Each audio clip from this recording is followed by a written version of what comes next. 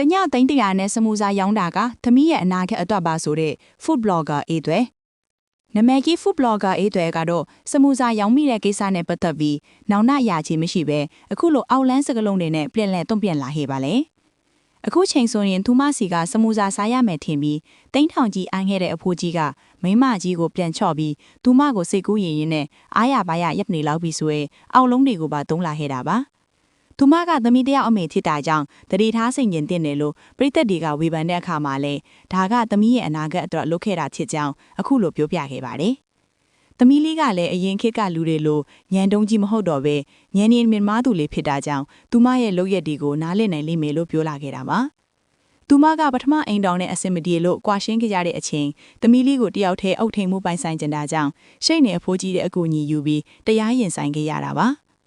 လိုအပ်တဲ့ငွေကြေးထောက်ပံ့မှုတွေအပြင်တရားဥပဒေအရာအကူအညီတွေပါရယူခဲ့ပြီးသမီးလေးကိုတယောက်တည်းပိုင်ဆိုင်ခွင့်ရသွားခဲ့ပါတယ်။အဲ့ဒီနောက်မှာလည်းအဖိုးကြီးနဲ့ဇက်လန်းတွေမပြတ်သေးပဲဟိုတယ်တွေမှာချင်းတွေ့ပြီးအနမ်းတွေပေးကြသလိုကားပေါ်မှာရေနံတူးဖို့အတွက်ကားတစ်စီးကိုတောင်အဖိုးကြီးကဝေပေးထားပါတယ်။နေတဲ့အိမ်ကိုလည်းနှစ်ချုပ်နဲ့ငွားပေးထားပြီးဟိုတယ်မှာတစ်ခါတွေ့ပြီးအနမ်းတွေပေးရင်တိန့်တလရနေတာပါ။ဒါကြောင့်ဒီလောက်ရက်တွေအကုန်လုံးကသမီးလေးကိုတယောက်တည်းပိုင်ဆိုင်ခွင့်ရကျင်တာကနေစတင်ပြီးသမီးလေးရဲ့ရှေ့ရေးတာချက်ကြောင်းပြောပြလာခဲ့ပါတယ်။အရင်ခေတ်တုန်းကတော့စမူစာရောင်းနေဆိုတာကရှက်စရာဆိုပေမဲ့သမီးလေးရဲ့ခေတ်မှာဒါဒီလာပါပါလေးဖြစ်သွားခဲ့ပါပြီ။ဘာမှရှက်နေစရာမလိုပဲပုံမှန်ဖြစ်နေကြကိစ္စတစ်ခုဆိုတာကိုသမီးလေးကလည်းညံ့ညင်းမြင်မစွာနဲ့နားလည်မယ်လို့သူမကတုံ့တက်ထဲတာပါ။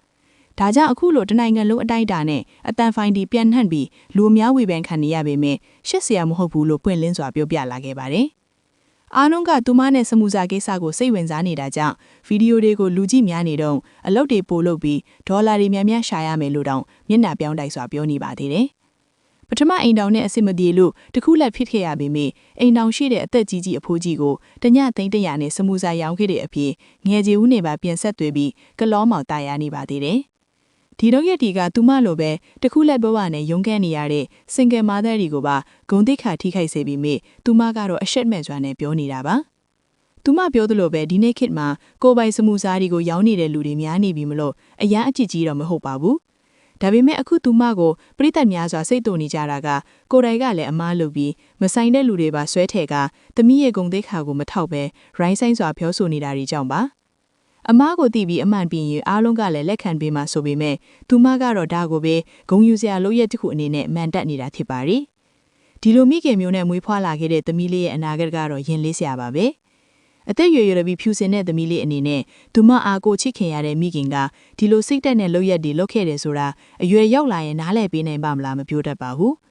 သမီးအတွက်ပါဆိုပြီးမဟုတ်တဲ့လုပ်ရက်တွေကိုမျက်နှာပြောင်းတိုက်စွာလုပ်နေတဲ့မိခင်ကြောင့်ဂျားထဲမှာအပြစ်မိုက်တဲ့သမီးလေးပဲတနာစရာကောင်းနေပါတယ်